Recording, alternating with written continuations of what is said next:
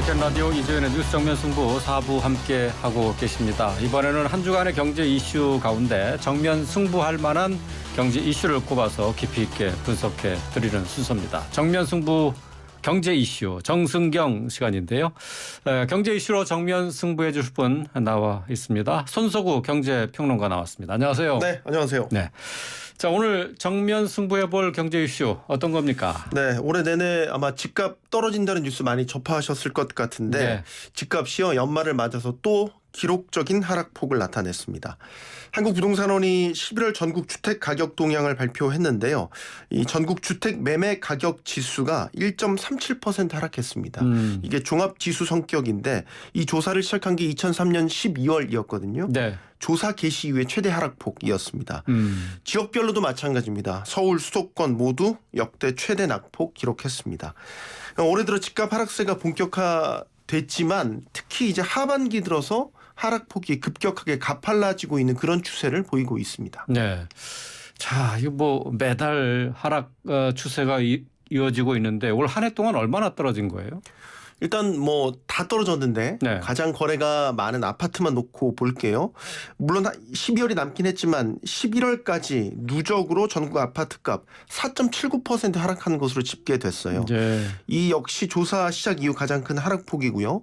이 추세대로라면 지금 올해 연간 낙폭이 7% 가까이 육박할 것이다 이런 전망 나오고 있습니다. 이걸 보면 외환 위기 이후 1998년이었죠. 이후에 가장 큰 낙폭 기록할 것으로 보입니다.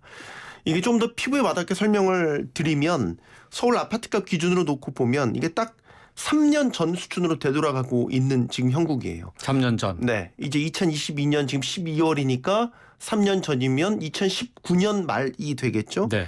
그때는 코로나 팬데믹이 딱 시작되기 전이었지 않습니까? 집값이 이제 저금리라든지 양적 완화로 2020년, 2021년에 폭등기를 겪었으니까요. 그때의 거품이 딱 꺼져가고 있다. 이렇게 볼 수 있겠습니다. 또 집 매매 가격뿐만 아니라요. 최근에는 전월세 가격도 동반 하락세인데 이 전세 가격 하락세가 더 걱정입니다. 서울 전세 가격 1.84%, 인천, 경기 2% 이상 다 떨어졌습니다. 네. 집값뿐만 아니라 전월세 가격까지 떨어지고 있는데 뭐 이 추세로 올해 7%까지 떨어질 수 있다고 하지만은 뭐 또 많은 분들은 더 떨어져야 된다 이렇게 얘기하는 분들도 계시고요. 네. 자, 이 집값 하락세 왜 멈추지 않고 있는 건지 원인이 어디에 있는 겁니까? 네, 뭐 두말할 필요 없이 금리 인상 여파다 이렇게 1차적으로 봐야 될 것 같습니다. 금리와 집값이라는 게 늘 역의 상관관계 있지 않습니까? 금리가 떨어지면 집값이 오르는 그런 늘 구조를 보이는데 2020년, 2021년 앞서 말씀드린 코로나 팬데믹 기간에 집값이 폭등했던 배경도 바로 거기에 있죠. 네. 이 기간에 우리나라도 그렇고 미국, 유럽 할 것 없이 전 세계 중앙은행들 다 금리 제로 수준으로 낮췄고요. 양적 완화라고 그래서 시중에 막대한 유동성 풀지 않았습니까? 이런 저금리 시절 돌이켜보면 사실 사람들이 별 이자 부담 없이 이 자금을 융통할 수 있으니까 그 돈들 융통해서 주식에도 넣었고요. 집 사는 데도 투입을 했죠. 그러니까 이게 집값을 밀어올린 원인이 됐죠. 여기에다가 또 우리나라 같은 경우는 특히 또 이제 집을 투자 대상으로 보는 경향도 있지 않습니까? 이게 돌이켜보면 당시 정부의 어떤 부동산 규제 강화 정책과 부딪히면서 뭐 갭 투자, 영끌 이런 말을 만들어냈듯이 이상 과열 매수 심리도 부추긴 면도 분명히 있어 보입니다. 네. 그런데 이제 금리가 지금 급격히 오르는 시기는 180도 정반대 양상이 됐죠. 주담대 금리 지금 7%, 곧 8%대 된다고 합니다. 네. 이런 높은 이자 부담 안고 집 사기가 쉽지 않습니다. 또 아울러서 이 반대급부로 지난 몇 년간 집값 너무 많이 올랐으니까 여전히 거품이다 이런 심리도 강하기 때문에 이 역시도 네, 집값 하락을 부채질하는 요인이 됐다 이렇게 볼 수 있겠습니다. 네. 자, 문제는 내년입니다. 지금 하락세가 가파른데 내년에는 어떨까요? 이제 금리가 가장 중요한 변수라고 말씀드렸으니까 이 기준으로 본다면 중앙은행의 금리 인상 기조 지난주에도 저희가 뭐 FOMC 통해서 확인했지만 금리 인상 기조가 꺾이지 않을 것 같거든요. 네.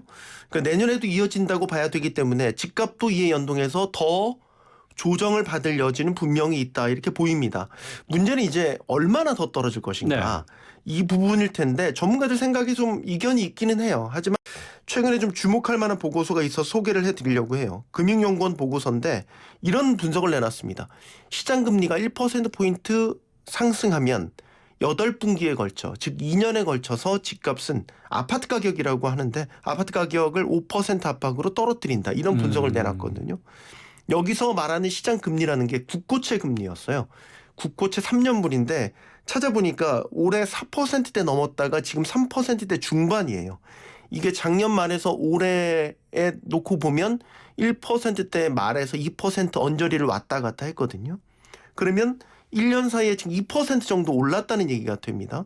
그러면 아까 1% 오르면 아파트 가격 5% 떨어진다고 했으니까 2% 올랐으니까 2년에 걸쳐서 10% 정도는 떨어진다. 뭐 이런 산술이 가능하겠죠. 물론 다른 변수들이 워낙 많기 때문에 단순히 적용할 수 없겠지만 하나의 시나리오로는 분명히 참고할 만합니다. 저는 이제 개인적으로는 거래량이 지금 얼어붙고 있는 걸 더 심각하게 보는데 매매 수급 지수라는 게 있어요. 이게 100이 기준인데 100보다 낮으면은 지금 집을 팔려는 사람이 사는 사람보다 훨씬 더 많다는 얘기입니다. 전국 기준으로요. 이 지수가 72.1, 서울은 64.8까지 떨어졌습니다. 네. 그럼 집을 사려는 사람이 그만큼 더 없다는 뜻이거든요. 서울 아파트 거래량 찾아보니까 올 하반기 들어서 월 5,600건에 그치고 있어요. 이달 거래량 보니까요. 오늘 기준으로 141건에 그치고 있더라고요. 서울 인구가 1,000만 명입니다. 네. 그럼 이 거래가 사실 씨가 말랐다 이렇게 봐야 되는 상황이거든요. 이런 상황이면 사실 시장은 이게 단순한 조정 기간이 아니라 상당히 공포를 느끼고 있다. 이런 기간이라고 봐야 되고 대표적인 게 우리 얼마 전에 또 당군일의 최대 재건축 사업이라고 했던 이 서울 강동 둔촌 주공. 네. 미분양 났습니다. 이게 예전 분위기로 따지면은 이럴 수가 없거든요. 지금 그만큼 시장 분위기가 꽁꽁 얼어붙었다. 단적인 예로 보여줄 수 있습니다. 시장이 이렇게 얼어붙다 보니까 문제들이 터져나오고 있습니다. 전세금 돌려받지 못하는 세입자들이 많아지고 있다고요? 네, 뭐 지난주에도 이제 저희가 전해드렸던 빌라왕 전세 사기가 대표적인 사례인데 지금 전월세 시장 분위기가 상당히 심각합니다. 전세 가격이 계약 당시보다 하락하는 걸 역전세라고 하는데 역전세 나타나고 있는 거 상당히 많고요. 또 빌라 같은 경우는 집값 대비 전세 가격이 지금 80%대로 높아요. 그렇기 때문에 집값이 전세가 아래로 떨어지는 깡통 전세될 위험도 상당히 높아요. 실제 그런 사례 늘고 있고요. 지금 지난달에만 전국에서 전세 보증금 돌려받지 못한 금액이 1,862억 원, 한 달 사이 22% 급증한 규모고요. 네. 또 이 임차권 등기 명령이라는 게 있거든요. 이게 세입자들이 이 보증금 돌려받지 못하면 법원에 최우선으로 변제해 주세요라고 이제 신청하는 건데 이 신청 건수가 서울의 경우에 올해 3,700건이 넘었습니다. 이게 25.9% 증가한 겁니다. 그만큼 지금 보증금 돌려받지 못해서 아우성인 사례들이 많이 늘고 있다는 얘기거든요. 정부가 뭐 소식 들으셨겠지만 최근에 부랴부랴 피해 지원 센터 설치하고요. 긴급 주거 안정 계획 내놓긴 했는데 이건 근본적인 해결책은 아닙니다. 네, 그래서 뭐 금융 지원을 포함한 긴급 처방까지도 필요한 때로 보입니다.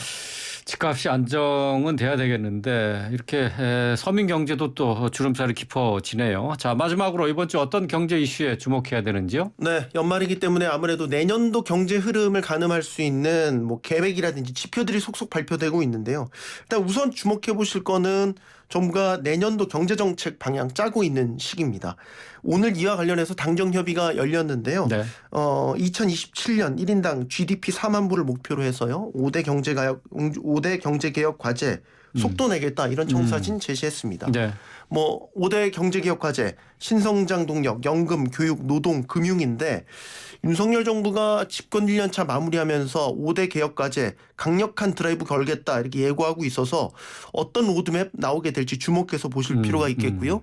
내일은 한국은행 이창용 총재가 기자간담회 엽니다. 이게 물가 안정 보고서 발표하면서 기자간담회를 총재가 직접 여는 건데 아마도 물가, 경제 상황 또 이에 따른 금리 향방에 대한 질의가 쏟아질 것으로 보이기 때문에 이창용 총재의 입 집중해서 보셔야겠습니다. 이창용 총재 내일 그러니까 연말 앞두고 내년 경제 상황에 대한 전반적인 조망을 해볼 수 있는 기회가 되겠네요. 네, 물가 안정 보고서가 나오는 거를 계기로 해서 긴장한다음에 여는 건데 딱 연말이니까 또 얼마 전 지난주에 FOMC 회의 있었지 않습니까? 아마 많은 질의들이 쏟아질 것 같습니다. 예, 알겠습니다. 자, 오늘 여기까지 듣겠습니다. 손석우 경제평론가였습니다. 고맙습니다. 고맙습니다.